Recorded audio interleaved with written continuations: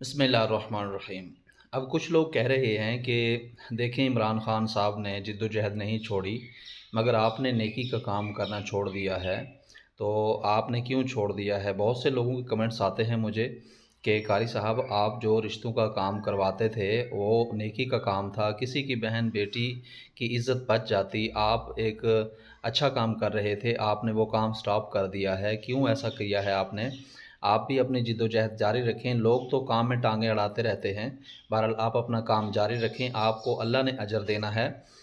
तो आपने ये काम स्टॉप क्यों किया है? तो मेरा जवाब ये था कि बहुत सी परेशानियों की वजह से मैंने वो काम स्टॉप किया था, लेकिन अल्हम्दुलिल्लाह से मैं बहुत जल्द शुरू करूँगा, स्टार्ट करूँगा। लेकिन ऐसा है कि सिर्फ़ एक बात पे, मैं किसी की शादी पे नहीं जा सकता, क्योंकि मेरे मामलात जो होते हैं वो डिस्टर्ब होता हूँ मैं इस वजह से।